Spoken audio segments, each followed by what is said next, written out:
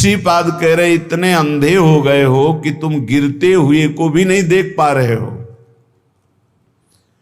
पता चल रहा है कि अगला पतिंगा दीपक की लौ में जलकर मर रहा है, तड़प रहा है, फिर भी दूसरा जो स्वस्थ है वो भी आकर्षित होकर उसमें मरने और जलने के लिए जा रहा है। ठीक यही दशा हमारी है। देख रहे हैं वो विषयों के भोग से कितना स्मृतिहीन, चिंता शोक भय से युक्त हो गया है। देख रहे हैं वो विषयों के भोग की लालसा से जेल गया, नरक गया, अमुक दुख भोग रहा है, फिर भी हम उसी की तरफ जा रहे हैं। देख रहे हैं कि इतने दिन भोगते होने पर भी कोई सुख नहीं, फिर भी उसी की तरफ जा रहे। धिक्कार है बुद्धि को। श्रीपाद कह रहे वाधिर्यम गुरु शास्त्र मित्र वचने स्वाश्चर्य में श्रुति। आश्चर्य है कि गुरु के वाक्य को भी नहीं सुन रहा है, बहरा हो रहा है। वार्धिव्यम, बहरे हो रहे हो। गुरु वाक्यम, शास्त्र वाक्यम, मित्र वाक्यम, श्रुति वाक्यम। न वेद की बात सुन रहे हो, न पुराणों की बात सुन रहे हो, न संतों की बात सुन रहे हो, न गुरु की बात सुन रहे हो, न सच्चे मित्र की बात सुन रहे हो। बस वही मनमानी आचरण करते चले जा रहे हो, भोगों में फंसते चले जा रहे हो। द्वंद्वम मंदमति, फंस जाओगे द्वंद्व में। द्वंद्व कौन से हैं? शत्रु मित्र, मान अपमान, सुख दुख, लाभ हानि, जय पराजय, जन्म मृत्यु। इन द्वंद्वों में फंस जाओगे। ऐ मंदमती, बहरा मत बन। शास्त्र श्रुति सदगुरु की बात मान ले। भोगों में सुख नहीं है। जब धर्म पूर्वक भोगों को भोगा जाता है तो वैराग्य बढ़ता है, और अधर्म पूर्वक भोगों को भोगा जाता है तो वासना बढ़ती, राग बढ़ता है, काम बढ़ता है। नष्ट हो जाओगे। कहीं आज तक किसी को सुख नहीं मिला। जब मिला तो अंतर्मुखता में अपने हृदय में विराजमान सच्चिदानंद भगवान के चिंतन से मिला। घोरतम दुख है इस संसार में। तुम्हें केवल पुण्य बल से सुख दिखाई दे रहा है। जहां तुम्हारे पुण्य नष्ट हुए कितना दुख है तुम्हें पता नहीं। आज पुण्य बल है इसलिए तुम्हें लग रहा है बड़ी मौज है, लेकिन कल आने वाला है पाप का फल, दुख, बड़ा भयानक, जो विपत्ति, संकट, नाना प्रकार की दुर्दशाएं। फिर नहीं, बस चलता फिर तो अगर अभ्यास भजन का है तो उस दुख समुद्र को पार कर जाओगे, नहीं डूब जाओगे उसी में डूब जाओगे। इतना दृढ़ अभ्यास कर लो कि भारी से भारी दुख में भी राधा राधा राधा, ये कभी नाम न छूटे। तो जैसे आप रस्सी का सहारा पकड़ लिए हो मजबूत, तो आप डूबने नहीं पाओगे, वो आपको पार कर देगी। ये दृढ़ नाम की डोर है, नाम की डोर पकड़ लो। ये भगवान के चरणों में आपको पहुंचा देगी संसार समुद्र से पार करके। नहीं, घोर दुख में है, अभी आपको अनुभव में नहीं आ रहा। इसलिए एक्सीडेंट हुआ, कहीं का लोहा कहीं घुस गया, फंसा पड़ा है, कितने घंटों में तड़प तड़प के वो मर रहा है। तुम्हें क्या पता वो कितना कष्ट भोग रहा है, कैसे कैसे कष्ट है, कहां तक वर्णन करे। रोगों के भयानक कष्ट हैं। यंत्रणा नरक की, यंत्रणा जेल की, यंत्रणा इस शरीर के नाना प्रकार के कुविचारों की। बहुत दुख है। मलिन अंताकरण होने के कारण जो सुख समुद्र प्रभु उनसे विमुख होकर दुख की तरफ चल रहे हो। भाई दुख है, घोर घोर दुख। देखो महापुरुष कह रहे घोर दुख, हमें अच्छा दिखाई दे रहा है। यही हमारी बुद्धि भ्रमित कर रही। हमको अभी अपनी बुद्धि की बात न मानकर गुरुजनों की बात माननी होगी। दुख घोर घोर दुख, और उधर ही बढ़ रहे हैं हम, उधर ही बढ़ते चले जा रहे।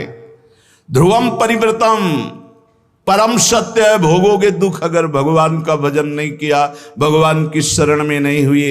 यस्यादि मध्यांतिमम, जिसमें प्रारंभ में दुख, मध्य में दुख, अंत में दुख। संसार का कोई भी भोग तृप्त तुम्हें नहीं कर सकता। अविनाशी के बच्चा हो, प्रकृति से तृप्त नहीं हो सकते, परमात्मा से ही तृप्ति का अनुभव होगा। योत्यंतासु विनश्वरोति निरता यत्रापि वित्सु कराह। ये जितना तुम देख रहे हो सबका विनाश होगा। पक्का। इधर दीवाल है, इधर 50 जानवर हैं, हरी हरी घास खा रहे हैं, और दीवाल के पीछे गड़ासे में कटते चले जा रहे हैं। घास खाने वालों को यह पता नहीं कि हम भी नंबर में हैं। ठीक ऐसे ही ये सुख की छाया की दीवाल डालकर माया मुझे फंसाए हुए, और काल काटता चला जा रहा है, विनाश करता चला जा रहा है। समय, जहां समय आया आप भी मारे जाओगे। कमा लो, हरिनाम कमा लो, भगवान नाम कमा लो, परहित कमा लो, दूसरों को सुख पहुंचा लो, यही तुम्हारे काम आएगा। दूसरों से छीन झपट कर सुख लेना, मनमानी पापाचरण करना, भगवान का विस्मरण की हुई जीवन व्यतीत करना, काल आके नष्ट कर देगा। बहुत बढ़िया चांस खो दिया। ये जो मानव देह है बहुत बढ़िया चांस है, जो चाहो आप बन सकते हो। श्रीपाद कह रहे हैं, जिन भोगों के लिए तुम लालायित हो रहे विट सूकरा, ये उन सब नीच पशु पक्षियों को भी प्राप्त है। 20-20 बच्चे होते हैं सूकर के। तुम्हें जितना बढ़िया मोटा गद्दा में सुख मिलता है, उसको कीचड़ में मिलता है, चारों पैर फैला के आनंद से सोने में। तुम्हें जो रबड़ी रसगुल्ला खाने में सुख मिलता है, उसको विष्ठा में मिलता है। जैसे तुम्हें मैथुन धर्म में सुख मिलता है, ऐसे उसको भी मिलता है। जैसे तुम्हें अपने बच्चों से प्यार, उसको। अंतर क्या रह गया? अगर परमात्मा का भजन नहीं हुआ तो तिनते खर सूकर स्वान भले भले, इसलिए कि अपने पाप कर्म को भोग कर ऊपर उठ रहे हैं, और तुम मानव देह प्राप्त करके, भजन न करके, पाप कर्म करके नीचे जा रहे हो। मानव देह प्राप्त करना बहुत दुर्लभ विषय है। दुर्लभ हो मानुषो देहो। इसलिए श्रीपाद कह रहे, योत्यंत्यासु विनस्वरोति निरता। चाहे तुम पत्नी से प्रेम करो, पति से प्रेम करो, पुत्र से प्रेम करो, परिवार से प्रेम करो, जगत से प्रेम करो, कब कौन बिछुड़ जाए कोई भरोसा नहीं। क्यों कह रहे? अत्यंत्यासु विनश्वरो, आत्यंतिक बात है, आखिरी बात है, सब नष्ट होगा। यहां बैठा लो। इसी बात ने घर से भगाया था। यही बात पूर्व जन्म के किसी सुकृत भजन के प्रताप से बाल्यावस्था में दिमाग में छा गई। वो ऐसे छा गई कि किसी से कह नहीं सकते थे अपनी बात। कैसे तुम्हें बताए? एकांत में चले जाते हो रोते, एक अव्यक्त पीड़ा, कोई हमारा नहीं, सब कोई जाएगा, आखिरकार है कौन जो मेरा साथ देगा? मेरा है कौन? बार बार उत्तर आता, भागो, इस संसार से भागो। एक भगवान हैं जिनको प्राप्त करने के बाद ये प्रश्न खत्म हो जाएगा। भागो। कोई ऐसा थोड़ी कि समस्या, कोई दुख, कोई घटना। 13 वर्ष की अवस्था में क्या समस्या, क्या घटना? उस समय तो माता पिता के द्वारा पोषित स्कूल का सेवन करने वाले विद्यार्थी। उस समय यही योत्यंतासु विनश्वरोति निरता, सब मरेंगे, सब नष्ट होगा, और सब मर गए। जिन जिन को अपना मान रहे थे सब खत्म। अगर प्रभु की शरण में ना हो तो यहां जिस जिस को अपना मान रहे हो सब छूट जाएगा। इस शरीर को अपना मान रहे हो वो भी छूट जाएगा। तो क्या करने आए हो? बोले सच्चिदानंद की प्राप्ति करने के लिए ये मानो साधन धाम मोक्ष कर द्वारा। यत्रापि विट सूकरा विणमूत्रादिमलम छरत्य विरणम द्वारैर्मुहुर्वीक्षते। वीक्षते, देख कहां आसक्त है? जहां से मूत्र निकलता है, जहां से शौच निकलती है। विणमूत्रादि मलम छरत्य विरणम द्वारैर्मुहुर्वीक्षते। बहुत बुद्धिमान बनता है, बहुत अपने को विवेकवान समझता है। आखिरी सुख क्या है जहां तू आसक्त है? बोले जहां से विणमूत्रादि मलम, जहां से मल निकलता है और पेशाब निकलती है। शास्त्र है, इसको समझ लो। बहरे हो रहे हो, गुरु की बात नहीं सुनते। बाधिर्यम गुरु शास्त्र मित्र वचने स्वाश्चर्य में श्रुति। न वेद की बात सुनते हो, न गुरु की बात सुनते हो, न शास्त्र की, न परम हितैषी मित्र की। क्या तुम्हारी दुर्दशा है जो तुम मनमानी चल रहे हो? जितना देख रहे हो सब विनाशवान। तुम्हारा आखिरी सुख कहां है? बोले विट सूकरा।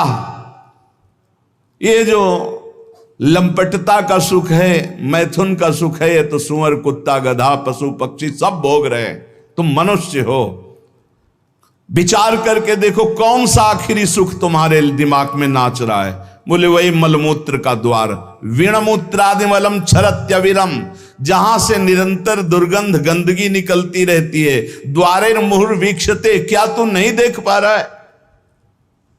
तादृग भोग महास्पृहम, उन द्वारों को भोगने की स्पृहा लग रहा है मनुष्य देह में कि मैं भोग लूंगा तो अमृत पद को प्राप्त हो जाऊंगा, मैं तृप्त हो जाऊंगा। कुविषयों में माम त्राहे माम वृंदाटवी, हे मेरी मां वृंदावन वृंदाटवी, मुझे बचा लो, ऐसी कुबुद्धि से बचा लो। उपाय बता रहे हैं श्रीपाद, यदि ऐसी बुद्धि है तो भगवान को पुकारो। त्राहिमाम शरणागत प्रतिपाल, हे वृंदावन धाम, हे राधा नाम, हे किशोरी किशोरजू, हमारी बुद्धि को शुद्ध करो और हम धर्म पूर्वक विषयों का सेवन करते हुए आपकी आराधना करें। श्रीपाद कह रहे एक केवल सामर्थ्य है प्रेम में जो इन सब से बचा लेगी।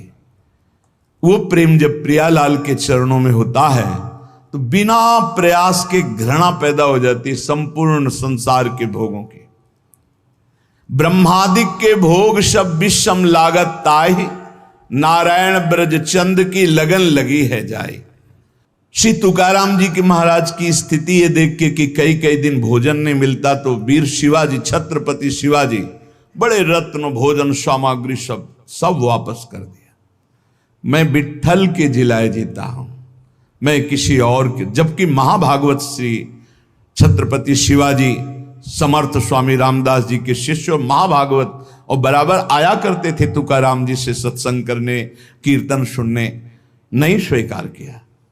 कंचन त्यागी। आपने देखा आपकी धर्म पत्नी भी थी, वो प्रायः इसी बात से दुखी थी कि वो कभी वार्ता ही नहीं करते थे, हर समय राम कृष्ण हरि विठ्ठल। कल प्रसंग में सुना कि एक सुंदरी स्त्री, नवयुवती, जब देखती कि भंडारा पर्वत की तरफ एकांत में जाते हैं, उनका बहुत सुंदर लावण्य श्री तुकाराम जी का, क्योंकि हर समय प्रभु में उन्मत्त रहते, तो जो भगवान का चिंतन करते उनमें एक आकर्षण पैदा होता है। जैसे समस्त आकर्षणों का केंद्र कृष्ण है, आकर्षित, तो ऐसे ही कृष्ण सुमिरन, राम सुमिरन, हरि सुमिरन, तो वो भगवान का आकर्षण प्रकट होता है। तो हर जीव जो देखता है उनकी तरफ लुभायमान हो जाता है। बहुत भी पापी ही हो तो वो राग न करके द्वेष कर बैठेगा, वो निंदा करने लगेगा। निंदा करना भी एक प्रियता का आंतरिक लक्षण है कि जैसे हम किसी वस्तु को पाना चाहते हैं, नहीं पा रहे तो हम उसकी निंदा करने लगते हैं, पर उसका महत्व है, उसकी प्रियता है, ये आंतरिक चिंतन का विषय है। अगर राग नहीं होगा तो द्वेष हो ही नहीं सकता। जब उस वस्तु पर महत्व होता है, हम प्राप्त नहीं कर पाते तो वो कुछ ऐसे लोग होते हैं जो द्वेष करते, पर उनके अंदर भी निगेटिव प्रियता रहती है। वो एक जो विचारवान हो जान रहे कि हमें प्यार करता है, पर प्यार करने का ढंग नहीं आता, इसलिए ऐसे प्यार करता है।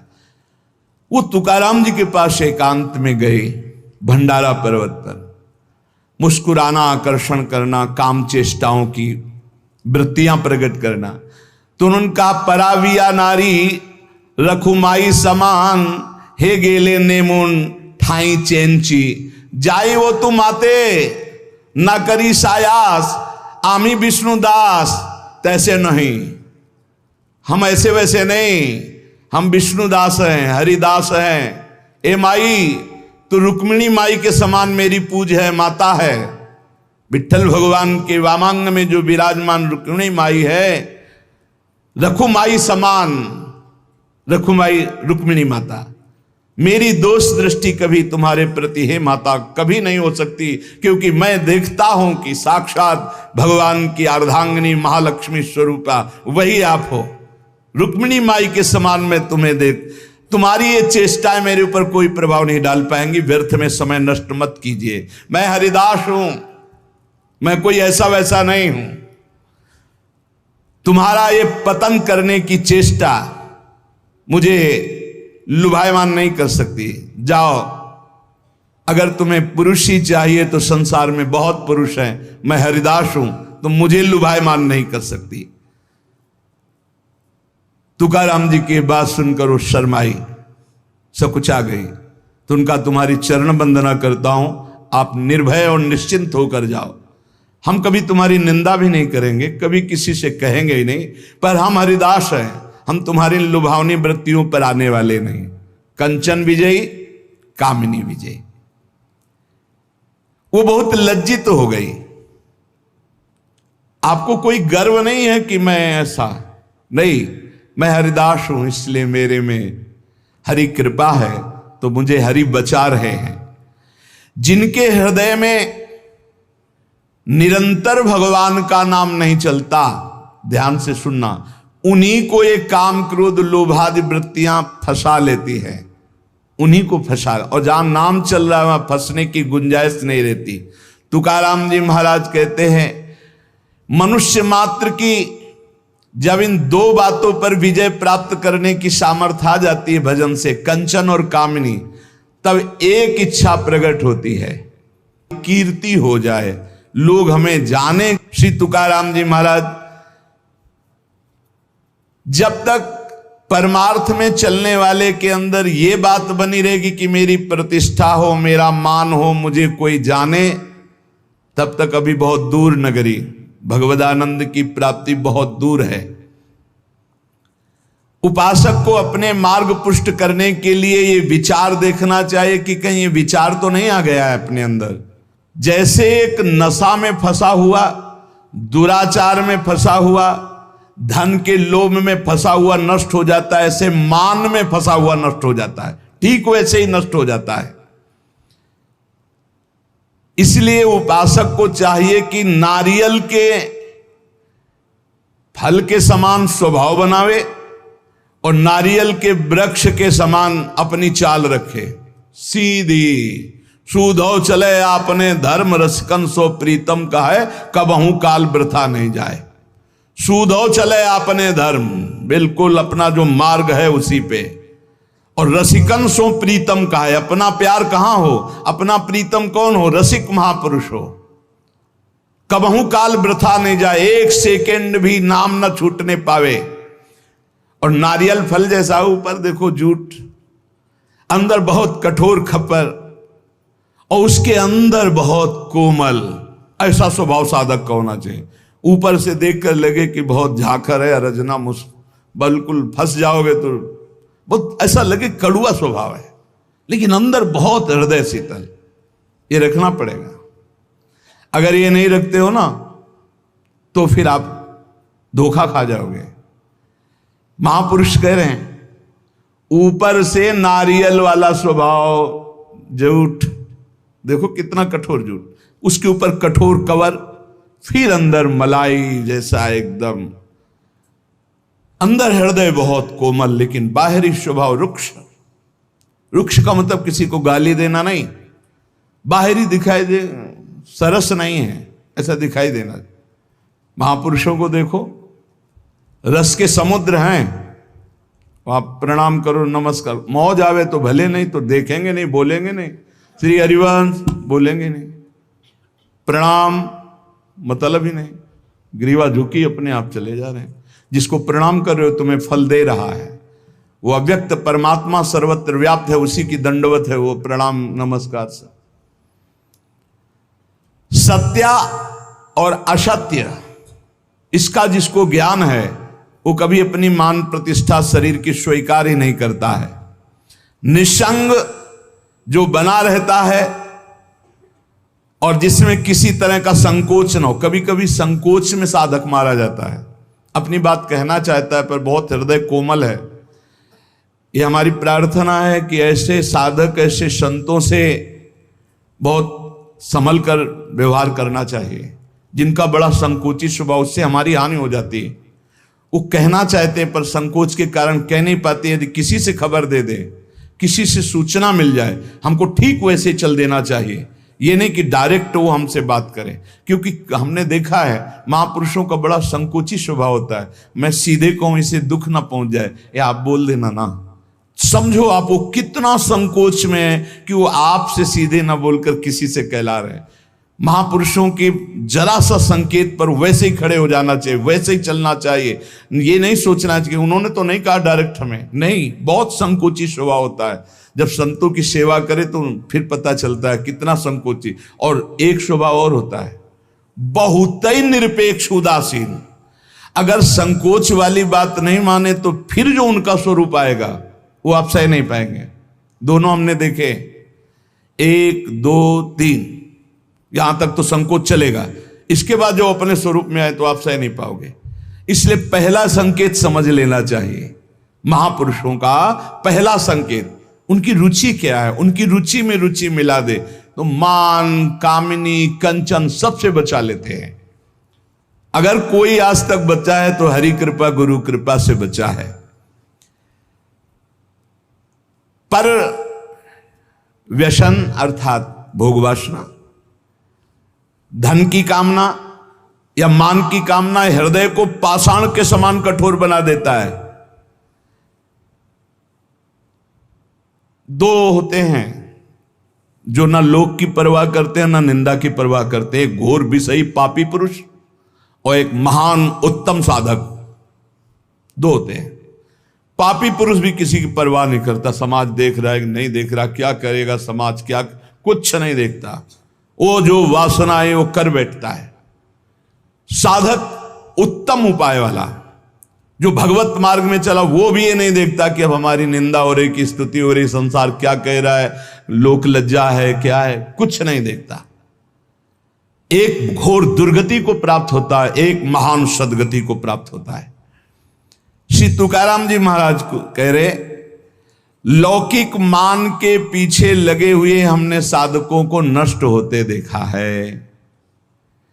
आचार विचार, लोक लज्जा, वैदिक कर्मानुष्ठान, यहां तक तो सब ठीक है, लेकिन जब आप भजन करके भगवत प्राप्ति करना चाहेंगे तो आपके पीछे लग जाएगा मान। ये आखिरी खाई है जहां गिरा देता है साधक को। इसलिए 15वें अध्याय में सिद्ध महापुरुष परम पद में जो आरूढ़ महापुरुष, उसका लक्षण जब वर्णन करते तो सबसे पहले निर्माण अमोहाजित संग दोषा। निर्माण, जब कीर्तन से भगवदानंद की प्राप्ति की बात महाप्रभु चैतन्य देव जी कह रहे हैं तो कह रहे सब ही मान प्रद आप अमानी, जो तुलसीदास जी कह रहे वहां अमानी ना मान देनो, बड़े बड़े महापुरुष तुलसीदास जी, सब ही मान प्रद आप अमानी। ठीक इसी को महाप्रभु चैतन्य देव अमानी ना मान देन कीर्तनी यह सदा हरि।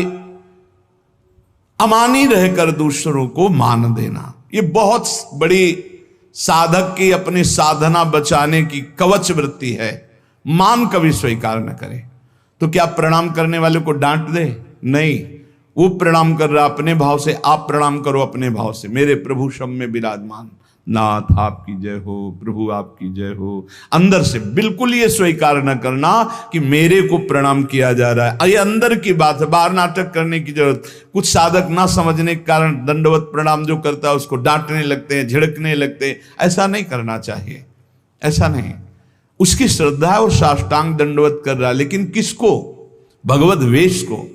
ये वेश किसका है? प्रभु का है, गुरुदेव का दिया हुआ। ये दंडवत गुरुदेव को जा रही, इष्ट को जा रहे। हम नमन करते हैं उनको, उनकी श्रद्धा को, उनके भाव को नमन करते हैं। पर प्रणाम मुझे हो रहा है, नमस्कार मुझे हो रहा है, यह स्वीकार नहीं करना चाहिए। ये इष्ट और गुरुदेव को हो रहा है। कभी कभी मान के लिए त्याग बहुत जोर का उदय होता है। मान प्राप्ति के लिए जीवन भर हुआ जा रहा है, मैंने केवल फलाहार किया, मान अंदर बैठा हो, मैंने केवल इतने वर्ष से जल पिया, मैं, ये भगवान अंदर देख रहे हैं। तुम्हारे अंदर जो मैं जागृत हो रहा है, मान जागृत हो रहा है, भगवत प्राप्ति में बहुत बाधक है, बहुत बाधक है। चैतन्य चरितावली में एक प्रसंग में पढ़ा, महाप्रभु चैतन्य देव का जब यश विस्तार भुवन पर छाया हुआ था तो एक महात्मा पूरे भारत की नदियों की परिक्रमा किए थे, फलाहार या दूध ऐसे पाते थे। जब सुना तो दर्शन की इच्छा हुई। उनके मन में एक मान जागृत था कि मैं जब जाऊंगा तो कीर्तन रोककर महाप्रभु मुझे गले से लगाएंगे। फल या दुग्ध का आहार करता हूं, भारत की पवित्र नदियों में भ्रमण करता हूं, कहीं किसी गांव नगर में शयन नहीं करता। बड़े अच्छे महात्मा थे, पर मान जागृत था। महाप्रभु तो प्रेम के साक्षात वपु। अब वो किसी भी भाव से सही आ तो रहा है महाप्रभु के दर्शन के लिए, तो उसका मंगल होना चाहिए। उन्होंने विचार किया था जाते ही कीर्तन बंद हो जाएगा, महाप्रभु मेरा आदर करेंगे। ऐसा ही हुआ, जाते ही कीर्तन बंद हो गया, लेकिन आदर के लिए नहीं, अनादर के लिए।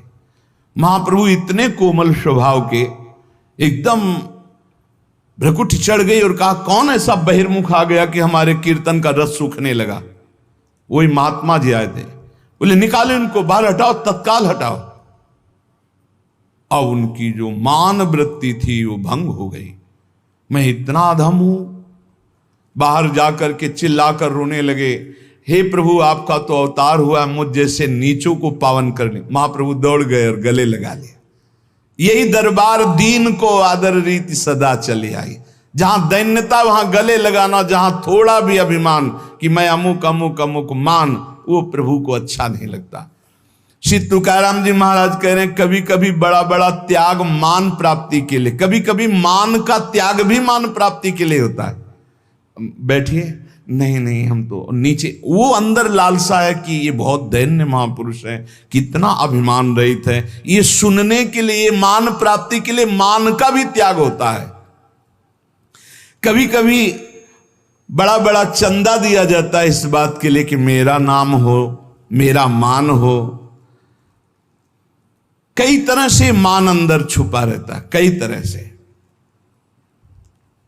जन्म की सार्थकता का स्वरूप है मान का त्याग हो जाना। ये बड़ा सूक्ष्म विषय है, इसलिए प्रायः संसारी आदमी तो कहते हैं यार नाम होगा, मान हो जाएगा, लेकिन भगवत प्राप्ति के मार्ग में ये मान भारी खाई आखिरी खाई। इस मान का त्याग करने के लिए अपने से बड़े महापुरुषों का संग होना चाहिए। रसिक महापुरुष गुरुजनों का संग होना चाहिए। जब उनके चरणों के पास बैठे तो अपना मान नष्ट हो जाता है, पक्का नष्ट हो जाता है। बिना किसी कारण के अकारण ही सोहनी पोछा रोज लगती है महापुरुषों के पास रहने से। इसलिए तिनकी संगति रहत जाति कुल मद सब नन सही। देखो गुरुजन जब कृपा करते हैं तब संभालते हैं ज्ञान का हथौड़ा और रखते हैं अभिमान को चकनाचूर करने के लिए। अगर सही साधक हुआ तो टिकता नहीं, भागते नजर आता है, और अगर टिक गया तो फिर गुरुजन ऐसा हीरा बना देते कि चाहे घन चलाओ फाटने वाला नहीं। अहंकार का नाश हम आपसे सच्ची कहते हैं केवल गुरुजनों के चरणों में होता है और दूसरा उपाय नहीं है। मान की धज्जियां तो गुरुजन उड़ाते हैं। मान की धज्जियां उड़ाने की सामर्थ्य केवल रसिक सदगुरुदेव में है। दूसरा कुछ भी करो तो मान ही मान है। सब कुछ कर सकते हो आप, लेकिन अपने अभिमान को नष्ट नहीं कर सकते, वो केवल गुरुदेव नष्ट करते हैं। और धन्य है निरपेक्ष गुरुदेव मिले, ममता वाले नहीं। ये वो पद है जहां श्री कृष्ण और सुदामा एक साथ लकड़ी लेने जा रहे हैं। नहीं द्वारिकाधीश आदेश कर देते, संदीपनी जी के आश्रम में जमा हो जाती, लेकिन नहीं, ये वो पद है जहां एक अकिंचन बालक, ब्राह्मण बालक सुदामा जी, तो वहीं साथ में अखंडेश्वरी वैभव संपन्न भगवान श्री कृष्ण वैसे ही सेवा में लकड़ी लाने जा रहे हैं। बिना गुरु कृपा के मान का नाश नहीं हो सकता है, हम बिल्कुल हृदय से कह रहे हैं। और मान बिल्कुल धज्जियां उड़ा दें, ऐसे सदगुरुदेव निरपेक्ष होने चाहिए। शिष्य आसक्त और गुरुदेव निरपेक्ष, ऐसे में कितने टिकते हैं? वो तो गुरु कृपा पात्र, केवल गुरुदेव की कृपा से। सच्ची माने पूरा का पूरा सिद्धांत गुरुदेव भगवान के ऊपर है। उन्हीं की कृपा से ही साधक की प्रारंभ है, साधक का मत